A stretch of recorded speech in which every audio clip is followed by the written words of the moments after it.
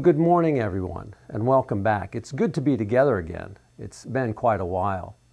If you remember back last year, we did a Bible study series going through the Gospels and a number of Paul's epistles, and we entitled it Rise and Shine. The idea was to inspire, inform, and impact your life. And I hope that you remember those. They're still online, and I hope to be able to post where you can find them on our YouTube channel. But I've really felt a need to kind of get back together again, to do a regular communication or a regular connection at the beginning of a week. And so I decided to entitle this new series, this new adventure, The Monday Life. The idea is how do we take what we learn on Sunday morning and apply it to the rest of the week? How do we go from Sunday morning experiences into our Monday morning life? Somebody once said that Sunday was never meant to be a destination. It was meant to be a launching point for the rest of your life. And so each week on Monday, I will post something, a couple of questions, I hope, on the Sunday morning sermon. And so it's important that you be here, that you make worship an integral part of your spiritual and your soulful development. And so as we begin, we'll be asking questions like, what did you learn on Sunday morning that you can apply to your daily life? That speaks to relevance. We're also going to be asking, how can you do certain activities or spiritual development disciplines in your daily life that will continue to grow through the years and through the months? That's all about our response. Who's in your life? How are they impacting you? What new things can you connect with other people? That's all about our relationships. You know, somebody once said that Christianity is really at its best when it asks us hard questions. When it asks or it invites us to rip the Band-Aid off and see the wounds that are kind of festering underneath. It invites us to see the world as it really is, not as we think it ought to be.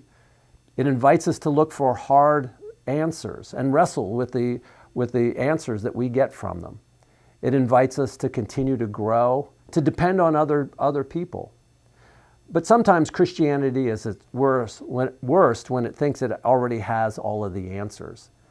And so in our little time together, in our devotional, we'll be asking some hard questions. We'll allow them to kind of permeate in us through the week and invite you to respond and share your ideas as we grow together. Well, this week we did a sermon series on the last remnant. And the idea is in 1 Kings chapter 19, God is speaking to Elijah, and Elijah is demoralized because he looks at the world in which he lives and people are not responding. They're not rising up and doing the right thing. And God speaks to Elijah because Elijah wonders if God's got things in control after all. And at the very end of that passage, God says, I have a remnant, 7,000 in Israel who have never bowed their knee and who have never kissed the idols. And during that time, we thought about what are some of the conventional idols, those idols that are in our lives, but they just sort of become part of the background. They become so natural, everybody's doing it, so it must be right. William Penn once said, right is right, even if everyone is against it, and wrong is wrong, even if everyone is for it.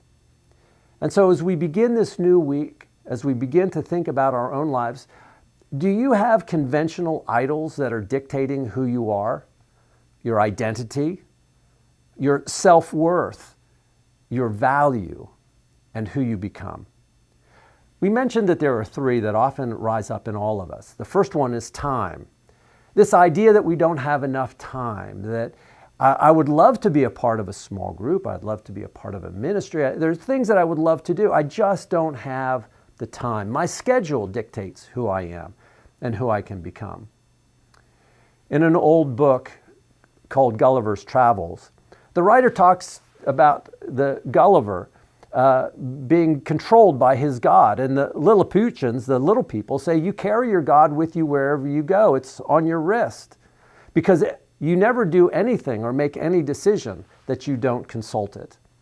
It's talking about his watch. How often do we dictate what we can and can't do because we feel that we're limited by our time? The second one was our work schedule.